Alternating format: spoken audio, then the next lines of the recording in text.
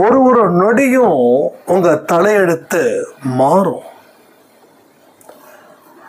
நன்றி மனப்பூர்வமாக சொன்னதால் ஒரு சாய்ராமுக்கு நடந்த ஒரு அற்புதம் இந்த பதிவில் இருக்குது. கர்மா இறங்காமல் உங்கள் வாழ்வு மலராது.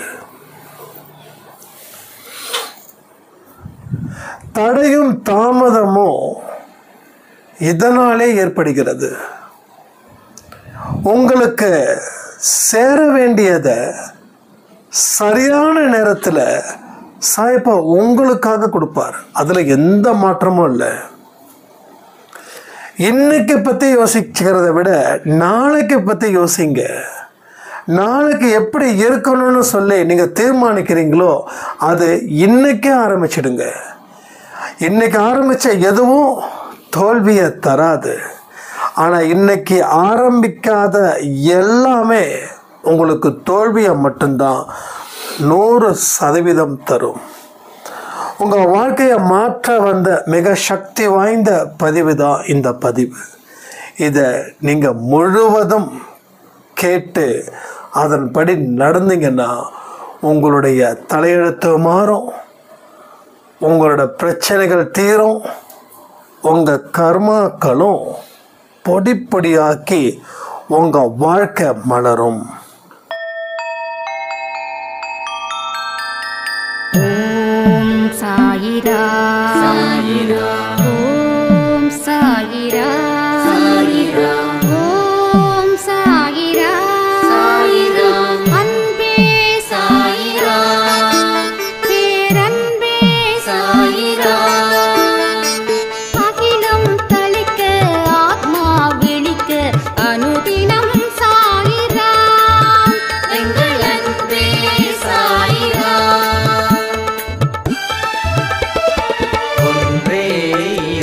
ஒன்றே பூமிக்கென்றும் சாயிரா, சரணம் சாயிரா, நன்றே செய்து வாழ்வோம், நாம் ஒன்றே செய்து வாழ்வோம், அன்பே சாயிரா.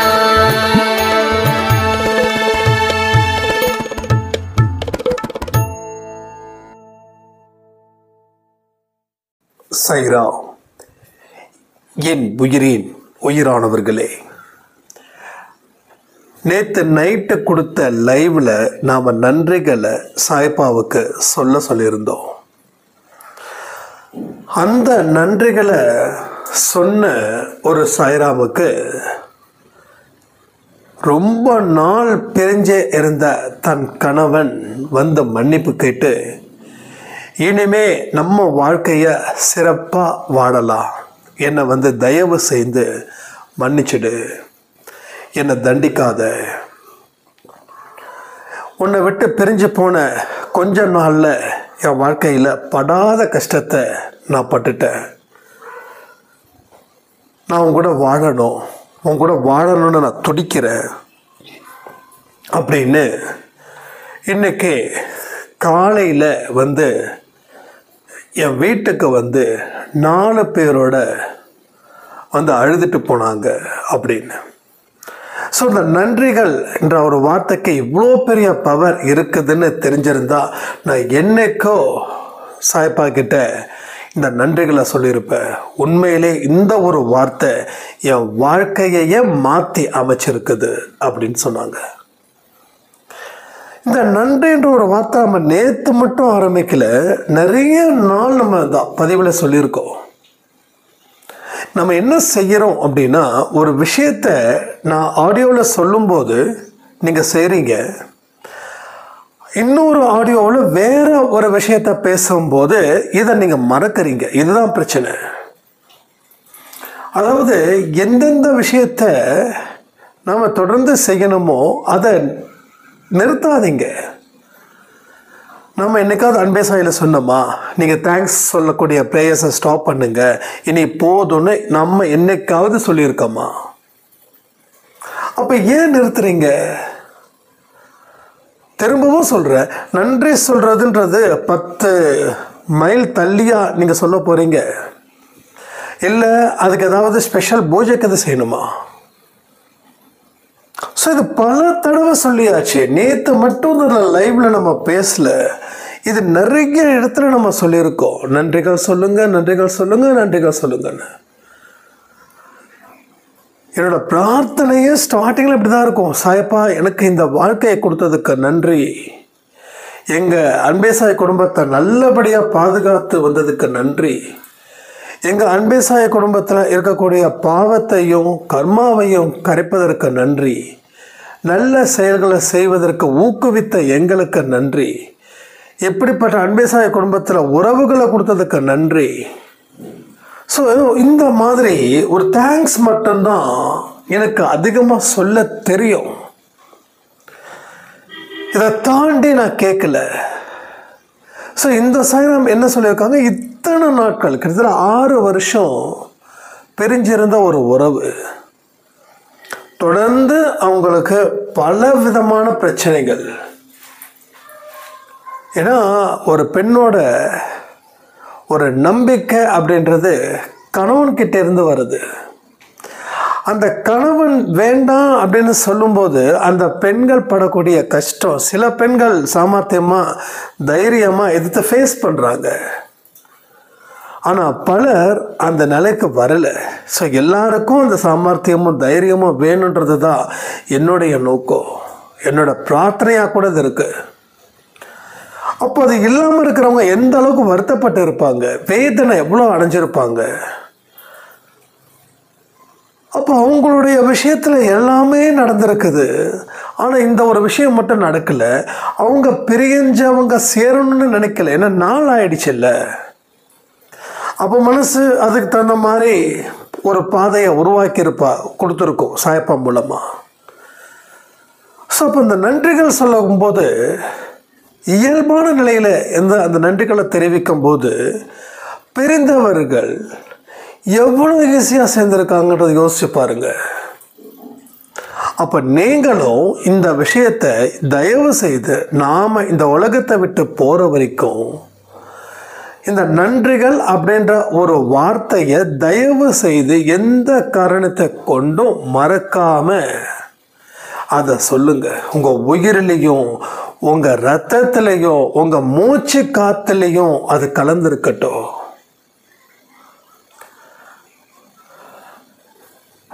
ஸோ எந்த விதமான குழப்பமும் எந்த விதமான பயமும் உங்கள் வாழ்க்கையில் வேண்டாம்.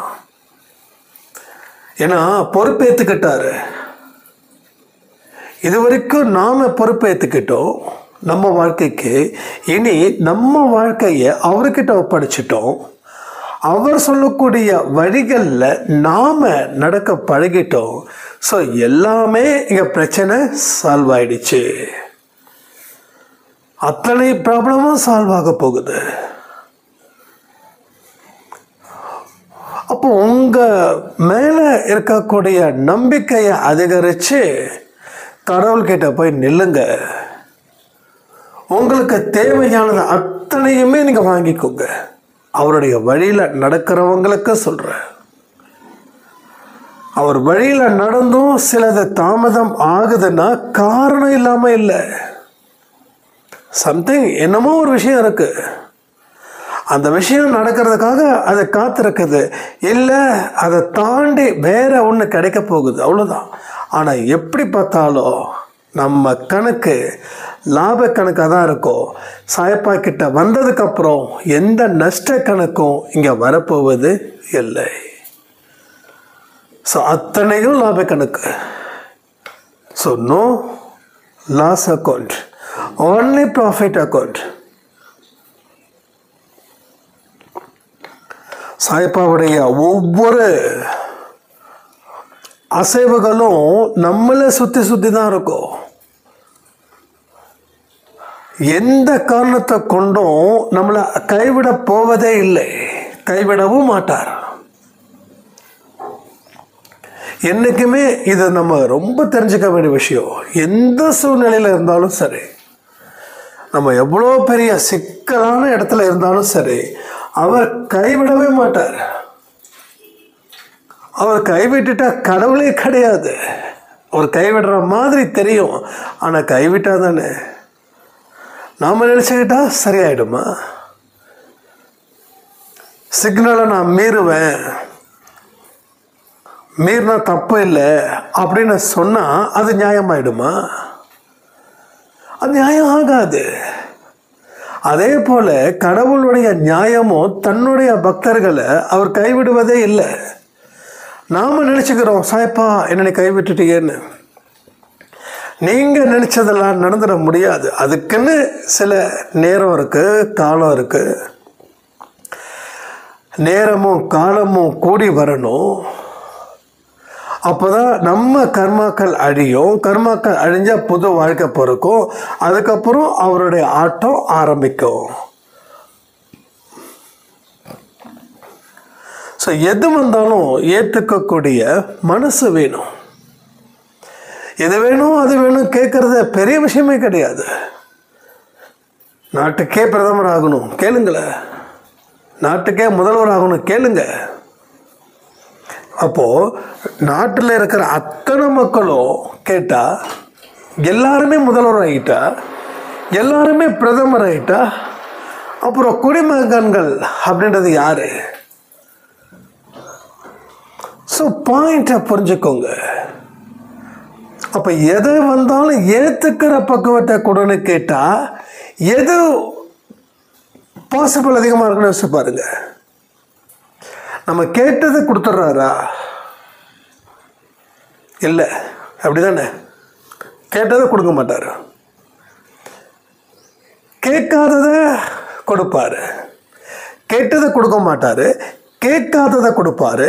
அவர் நாம் கேட்காததை அவர் கொடுக்கணும் அப்படின்னா எந்த சூழ்நிலையிலும் நம்ம தாங்கணும்.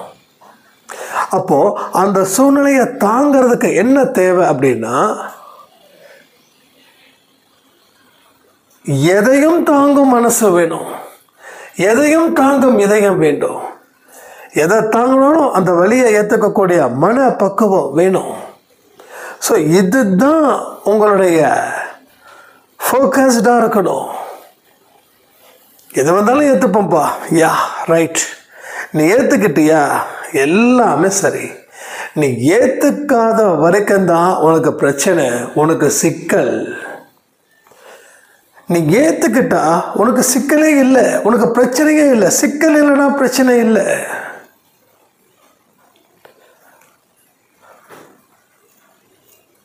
ஸோ உங்கள் விஷன் சரியாக இருந்துருச்சுன்னா நீங்கள் எந்த இடத்துலையும் பின்வாங்க வேண்டியதே இல்லை. உங்கள் விஷன் கரெக்டாக இருக்கணும், உங்கள் பர்ஃபெக்ஷன் கரெக்டாக இருக்கணும், உங்களுடைய லைஃப் ஸ்டைல் செமையாக இருக்கணும். ஒரு பெரிய கான்ஃபிடென்ட்டை அதை பில்டப் பண்ணி கொடுக்கணும். ஸோ அதுதான் இங்கே தேவையாக இருக்குது. ஸோ ஒரு கான்ஃபிடென்ட்டை அதிகரிக்க நாம் நம்மளுடைய லைஃப் ஸ்டைல் எல்லாத்தையும் சேஞ்ச் பண்ணணும். நம்பிக்கை இல்லைன்னா வாழ்க்கை இல்லை. நம்பிக்கை இல்லாத இடத்துல தெய்வமும் இருக்கிறது இல்லை. ஏன்? தெய்வம் இருந்தாலும் இல்லைனாலும் வெற்றி சத்தியமாக இருக்காது. எப்போ பார்த்தாலும் ஒரு விதமான என்ன பண்ணி என்ன செஞ்சு அப்படி இப்படின்னு கேட்குறவங்க நிறைய பேர். ஒரு புலம்பல், எதுக்கெடுத்தாலும் ஒரு புலம்பல். இந்த புலம்பலில் தான் ஃபர்ஸ்ட் ஆளாக நிற்கிறாங்க. அவங்க பாருங்க ஜெயிக்கிறாங்களா? என்னால் ஷோராக சொல்ல முடியும், ஜெயிக்க மாட்டாங்க. ஏன்னா புலம்பல்களுக்கு முதலிடம். அப்போ என்ன வரும்? தோல்விக்கு முதலிடமா அது மாறும். வெற்றிக்கு முதலிடம் சுறுசுறுப்பு, புலம்பலுக்கு முதலிடம் தோல்வி. அப்போ வெற்றி வேணும்னு சொல்லி புலம்புனா தோல்வி கிடைக்குது. அப்போ நம்பிக்கை வச்சு உங்கள் வாழ்க்கையில் உற்சாகத்தை வரவழைச்சா வெற்றி கிடைக்குது. ஸோ வெற்றி வேணுமா தோல்வி வேணுமா? இந்த ரெண்டில் என்ன வேணுமோ அதை எடுத்துக்கிட்டு அடுத்தது ரெண்டாவது என்ன செய்யணுமோ அதை நீங்கள் உள்ளுக்குள்ள வச்சு அதை நீங்கள் செயல்படுத்தணும். ஸோ இந்த விஷயத்தை நீங்கள் கொண்டு வந்து சேருங்க. உங்களுடைய சிந்தனைகள் பிரிஞ்சு போய் கிடக்குது. உங்கள் சிந்தனைகள் பல இடத்துல ஓடுது. குதிரைக்கு கடிவாளம் போட்ட மாதிரி இங்கே ஒன்றும் அங்கே ஒன்றும் ஓடுது. சரி, குதிரைக்கு கடிவாளம் இல்லாத குதிரை எப்படி ஓடும்? இங்கே அங்கே பிச்சுக்கிட்டு ஓடும். அது மாதிரி பிச்சுக்கிட்டு ஓடுது. இதை எல்லாத்தையும் ஒரே நேர்கோட்டாக வைக்கணும், ஒரே மையமாக வைக்கணும். அந்த மையத்தில் இருந்து நீங்கள் ஸ்டார்ட் பண்ணணும். This is a best thing in your life. இப்படி பல இடத்துல சிந்தனைகள் சிதறி கிடக்கும் போது உங்கள் பலம் எல்லாமே சிதறி நிற்குது. உங்கள் பலம் அத்தனையும் சிதறி நிற்குது. உங்கள் பலம் என்னைக்கு ஒன்று சேருதோ அன்னைக்கு உங்கள் வாழ்க்கையில் வெற்றி. உங்கள் வாழ்க்கையில் அன்னைக்கு தான் அடுத்த கட்டத்துக்கு உண்டான நகர்வுகள் வரும். இல்லைன்னா புலம்பல்கள் வந்துக்கிட்டே இருக்கும். ஸோ ஒரு இடம் சரியில்லை அப்படின்னா அந்த இடத்துல நம்ம நிற்க மாட்டோம். ஒரு இடம் நமக்கு கம்ஃபர்டபுள் இல்லை அப்படின்னா அங்கே நம்ம இருப்போமா? ஒரு பயங்கர துர்நாற்றம் வீசுது, நீங்கள் அங்கே எவ்வளோ நேரம் இருப்பீங்க? ஸோ ஒரு இருக்கணும்னு சேலஞ்சு பண்ணால் கூட அந்த இடத்த விட்டு மூவ் ஆகிறதுக்கு நிறைய இடம் இருக்குது. ஸோ 5 மினிட்ஸ்க்கு மேலே இருக்க முடியாது. அப்புறம் நீங்கள் மாறணும். ஆனால் நீங்கள் என்ன பண்ணுறீங்க? அதே இடத்துல இருக்கணும்னு ஆசைப்படுறீங்க. ஸோ புலம்பல்களும் கிட்டத்தட்ட அதே போல தான். நிரந்தரமாக அங்கே தங்க யார் சொன்னா? இப்படி புலம்பிக்கிட்டே இருந்த வாழ்க்கையில் ஜெயிக்க முடியும்னு யார் சொன்னா? புலம்பல்கள்னால எதுவுமே பெற முடியாதுன்ற விஷயத்தை யாருமே உங்களுக்கு சொல்லலையா? ஸோ எதை நினச்சி புலம்புறோம்? எதுக்காக புலம்புறோம்? எவ்வளோ நேரம் புலம்புறோம்? எதுக்கு எடுத்தாலும் புலம்புறோமா? சில பேருக்கு ஸ்மைலே இருக்காது. எப்போ பார்த்தாலும் என்னமோ ஒன்று மூஞ்சை தொங்க போட்டுக்கிட்டே இருப்பாங்க. அவங்க முகத்தில் அவ்வளவும் வேதனையாக இருக்கும். என்ன பிரச்சனைன்னு கேட்டால் அவங்க சொல்லக்கூடியதெல்லாம் பிரச்சனையாகவே இருக்காது.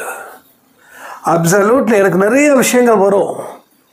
நிறைய பேர் இந்த மாதிரி விஷயங்கள் சில பேர் சொன்னால் ஓகே அப்படியா நான் மாற்றிக்கிறேன், ஓகே வெல், ரொம்ப சந்தோஷம். நீங்கள் மாற்றிக்கிறீங்கன்ற அந்த நம்பிக்கை இருக்க பாருங்கள். நீங்கள் மாற்றுறீங்களோ மாற்றுறீங்களோ, பட் மாற்றணுன்ற தாட் இருக்க பாருங்கள். அது கண்டிப்பாக ஒரு நாள் உங்களை மாற்றும், ஷோரா, அதில் டவுட்டே வேண்டாம். ஆனால் சில பேர்கிட்ட பேசும்போது தொடர்ந்து அவங்களுடைய ப்ராப்ளம்ஸை என்னன்னு சொல்லி கேட்கும்போது அவங்க சொல்லக்கூடிய ஒரு ஒரு விஷயமும் சாதாரணமாக இருக்கும். ஆனால் அதை அவங்க வேறு ஒரு பெரிய ப்ராப்ளத்தை ஃபேஸ் பண்ணுற மாதிரியே சொல்லுவாங்க. So nothing. அப்போது அதுக்கெல்லாம் அடிப்படை காரணமாக அமையிறது என்ன தெரியுமா? அக்செப்டன்ஸ் கிடையாது. ஸோ ஏற்றுக்கக்கூடிய பக்குவம் இல்லை. ஒரு 80 வயசு தாண்டின ஒருத்தவர் என்கிட்ட ரொம்ப கஷ்டப்பட்டு பேசுகிறாரு. ஒரு காலத்தில் நான் எப்படி இருந்தேன் தெரியுங்களா? 40 வயசில் நான் எவ்வளோ வேகமாக நடந்தேன், என் உடம்பு எப்படி இருந்துச்சு, ஆனால் எனக்கு இப்படி ஆயிடுச்சு, என்னால் வாழவே பிடிக்கலன்றாரு. முன்ன இருந்த மாதிரி என்னால் சுதந்திரமாக செயல்பட முடியலன்றாரு. ஆனால் அவருக்கு ஏன் சுதந்திரமாக செயல்பட முடியலன்னு சொல்லி நான் இன்னும் கொஞ்சம் டீப்பாக கேள்வி கேட்கும்போது இது உங்கள் எல்லாருக்கும் இந்த பிரச்சனையாக இருக்குது. அதை தான் சொல்ல வர. வெயிட் பண்ணுங்க, முடிக்கும்போது தான் உங்களுக்கு தெரியும். இதை ஏப்பா என்கிட்ட சொல்கிறீங்கன்னு கேட்குறீங்கல்ல, சொல்கிறேன். சரி, நானும் நினச்சேன்னா அவங்க ஃபேமிலிக்கு பின்னாடி இருக்கக்கூடிய அவங்க குழந்தைங்க பசங்களால் ஏதோ ப்ராப்ளமாக இருக்கும் அப்படின்னு. ஸோ அவங்களால எந்த ப்ராப்ளமும் இல்லை. அவங்க என்றைக்கும் அவங்களுக்கு இவர் மேலே மதிப்போ மரியாதையோ இருக்குது, அதில் சந்தேகமே இல்லை, கிளியராக இருக்குது. ஏன்னா அவங்கக்கிட்ட பேசிட்டேன், அவங்க உறவுகிட்ட பேசிட்டு அவங்க 2 பேர் முன்னாடி நான் பேசிட்டேன். ஆனால் இவர் என்ன நினைக்கிறாரு, எல்லாமே தன்னால் முடியணும்னு நினைக்கிறாரு. ஏதாவது ஒரு ஹெல்ப் அப்படின்னா தன்னுடைய பேரன்கிட்டையோ தன்னுடைய மகன்கிட்டையோ கேட்க வேண்டிய துர்பாக்கிய நிலையில் நான் இருக்கேன்னு கேட்குறாரு. அப்போ கேட்டு அவங்க உங்களுக்கு ஹெல்ப் பண்ண மாட்டாங்களான்னு. அவங்க ஹெல்ப் பண்ணுறாங்க, அவங்கள மாதிரி பார்த்துக்க ஆளே கிடையாது. அவங்க அவ்வளோ நல்லா பார்த்துக்கிறாங்க, என் மேலே உயிரே வச்சுருக்காங்க, ஆனாலும் எனக்கு பிடிக்கல. அப்போ இவரால் தனியாக போக முடியல. ஏன்னா ஏஜ் 80-85க்கு மேலே ஆகுது. ஆனால் அவர் தனியாக போகணும்னு நினைக்கிறாரு. தன்னால் தனியாக போக முடியாததை ஒரு பிரச்சனையாக நினைக்கிறாரு. ரைட்டாக ஒரு பிரச்சனையாக நினைக்கிறாரு.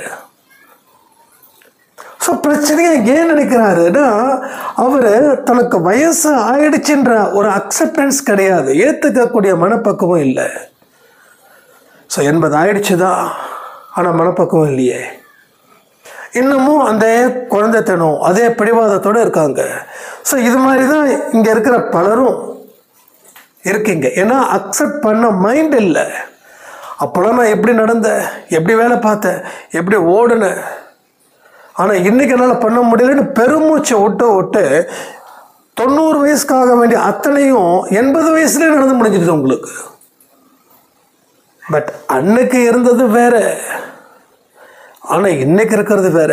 அன்னைக்கு இருந்ததை விட இன்னைக்கு லைஃப் என்ஜாய் பண்ணி பாருங்களேன், இன்னும் சூப்பராக இருப்பீங்க உங்கள் லைஃப்பில்.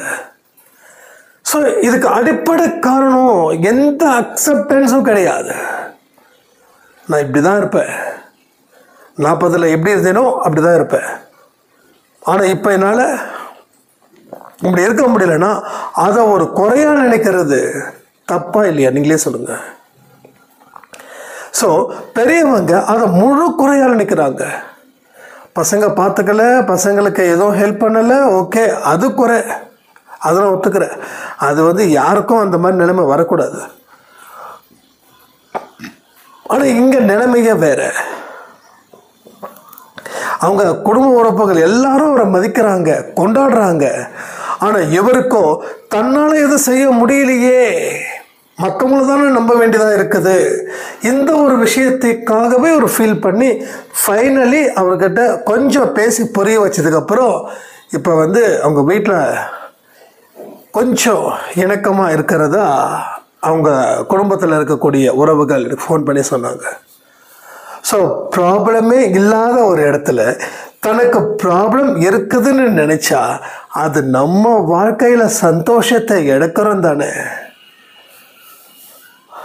ஸோ லாஸ் ஆஃப் ஹாப்பினஸ் இழக்கிறோம், சந்தோஷத்தை இழக்கிறோம். ஒரு நாளையும் நம்ம இழக்கிறோம். சந்தோஷமாக ஆரோக்கியமாக நல்ல ஒரு மோட்டிவாக இருந்தால் தான் அந்த நாள் நமக்கு சந்தோஷத்தை கொடுக்கும். அந்த நாள் ஒரு கூடுதல் நாள் நமக்கு கிடைக்கும். பட் எதெல்லாம் செய்யலையோ அப்போ அந்த நாளுக்கு வர வேண்டிய நல்ல பலன்களை நாம் இழக்கிறோம். இது மாதிரி வருஷத்தில் 365 நாட்களையும் நாம் இழந்துக்கிட்டு இருக்கோம். அப்போ 365 நாட்களை நாம் இழக்கிறோம். அப்போ வாழ்க்கையில் எத்தனை நாட்களை நம்ம இழக்கிறோம்? 50 தாண்டினவங்க 60 தாண்டினவங்களுக்கு ஒரு முக்கியமான விஷயத்த சொல்கிறேன். எது வந்தாலும் அக்செப்ட் பண்ணுங்க. வயோதிகம் அப்படின்றது நோய் கிடையாது, அது ஒரு நல்ல அனுபவம். இப்போ கூட உங்களுக்கு 40 இல்லை 30 கூட இருக்கலாம். இதை மனசில் வச்சுக்கோங்க. ஏன்னா எல்லா விஷயமும் நமக்கு தேவை. ஸோ கடந்த காலம் சத்தியமாக வராது, எதிர்காலம் 100% வரும். ஸோ எதிர்காலத்தில் இருக்கக்கூடிய சில பிரச்சனைகளை எப்போ நீங்கள் முழுசாக உணர தான் உங்களுக்குள்ள ஒரு மாற்றத்தை இப்போவே அது ஏற்படுத்தும். ஒரு சாயிராம் சொல்லியிருந்தாங்க, அன்பே சாயில் நீங்கள் சொல்லக்கூடிய விஷயங்கள் இப்போ நடக்கலைனாலும் ஆனால் சீக்கிரமாக நடக்கிற அதுக்கு உண்டான வழிகளை இது தெரியப்படுத்துது இந்த பதிவு அப்படின்னு. ஏன்னா நாம் இன்னைக்கு பற்றி பேசலை, நாளைக்கு பற்றி தான் பேசிக்கிட்டு இருக்கோம். இன்னும் அட்வான்ஸாக போகிறோம். அடுத்த ஜென்மத்தை பற்றி பேச. ஏன்னா அடுத்த ஜென்மம் வரதானே போகுது, வராமல் போயிடுமாண்ணா? என்னைக்கு முடிஞ்சிருச்சே வாழ்க்கைன்னா அடுத்த ஜென்மம் ஸ்டார்ட் ஆக தான் போகுது. இதே உலகத்தில், இதே பூமியில், இதே மண்ணில், இதே போல் மனுஷங்க கூட அடுத்த ஜென்மம் ஸ்டார்ட். அப்போ நாம் இன்னைக்கு பற்றி பேசலை, நாளைக்கு பற்றி பேசுகிறோம். நாளைக்கு எப்படி இருக்கணுன்றது இப்போ பண்ண சொல்கிறோம். ஸோ நாளைக்கு எப்படி இருக்குன்றது நாளைக்கு பண்ண சொல்லலை.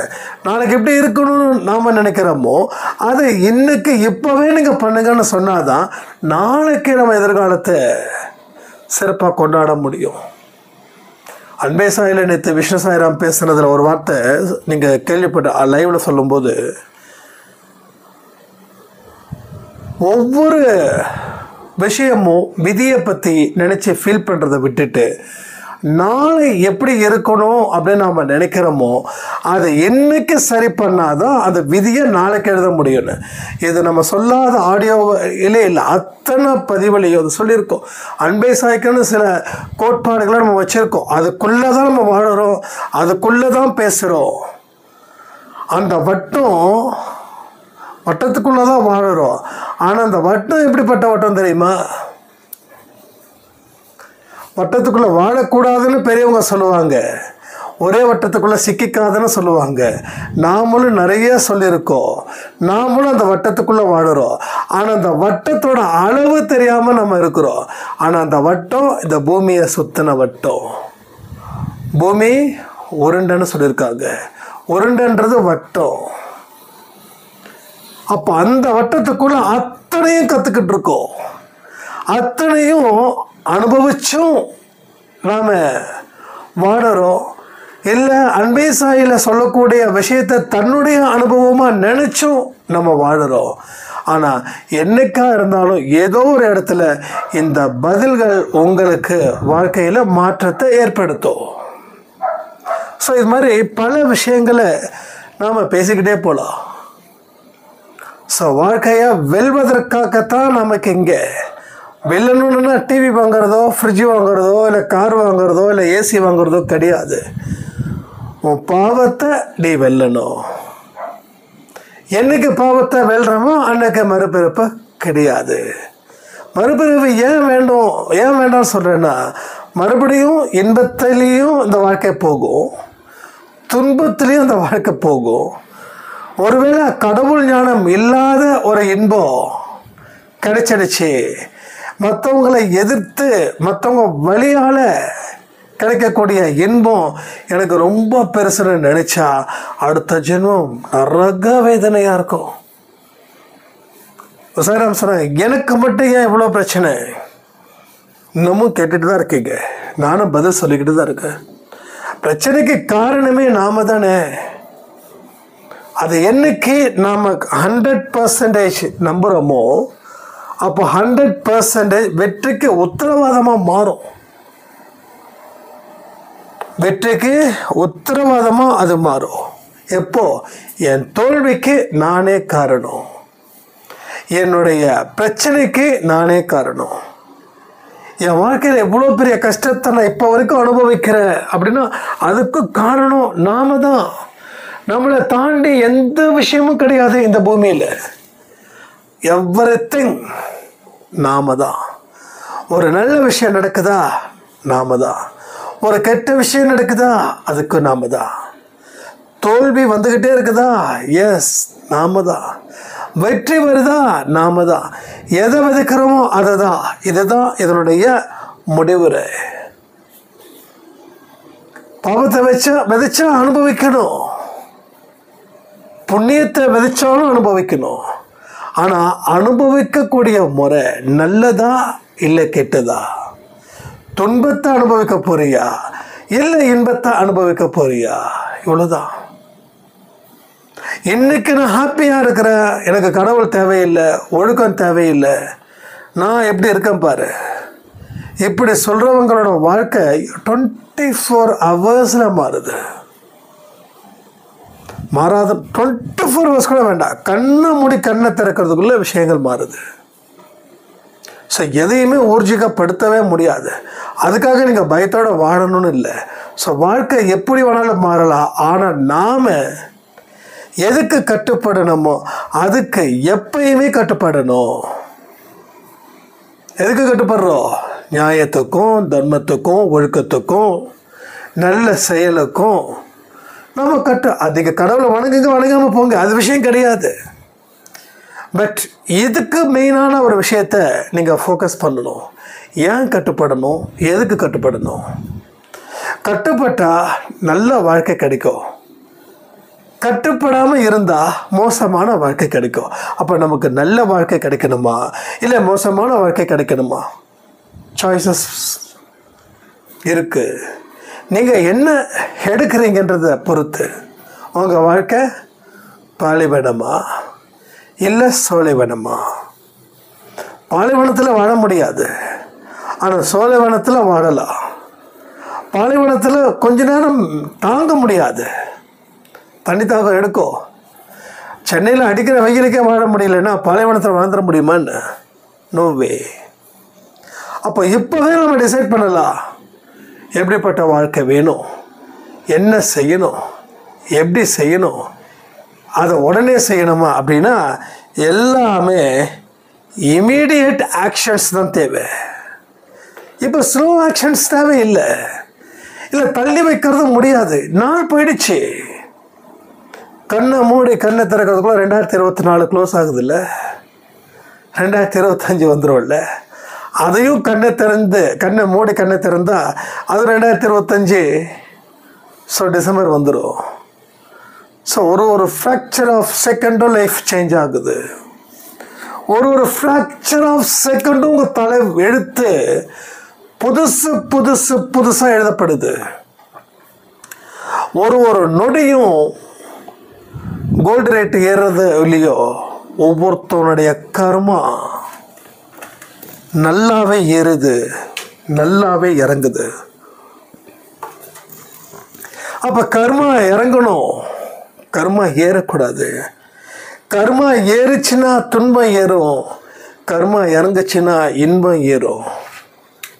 ஆனால் ஏதோ ஒரு விஷயம் ஏறிக்கிட்டு தான் இருக்க போகுது. அது எது ஏறணும் எது இறங்கணும் அப்படின்றத நீங்கள் முடிவு பண்ணுங்க. நீங்கள் முடிவு பண்ணுறதுல தான் அத்தனை விசேஷமான நிகழ்வுகளும் இருக்குதுன்றத மறக்காதீங்க. ஒரு நிமிடம், ஒரு நொடி மிக மிக முக்கியமானது. ஆனால் நம்ம ஒரு நாட்களையே முழுங்குறோம், ஒரு வாரத்தையே முழுங்குறோம், ஒரு மாதத்தை முழுங்குறோம், ஒரு வருஷத்தை முழுங்குறோம். மென்று சாப்பிட்டாதான் சாப்பாடு நிற்கும், முழுங்குனா அது எதுக்கும் பிரயோஜனப்படாது. ஸோ நாட்களை நீங்கள் சாய்பாவுடைய உதவியினால் நல்ல செயல்களை செஞ்சு கர்மாக்களை போக்கி வாழ ஆரம்பிச்சிட்டா எந்த நாட்களையும் நீங்கள் முழுங்காமல் அதை அனுபவித்து அது கொடுக்கக்கூடிய வலியையும் அது கொடுக்கக்கூடிய சந்தோஷத்தையும் நீங்கள் அந்த நாட்களை கடத்துனீங்கன்னா உங்கள் வாழ்க்கை இன்னும் சிறப்பாக இருக்குன்னு சொல்லி இந்த ஆடியோவை நான் முடிக்கிறேன். ஜெய் சாய்ராம்.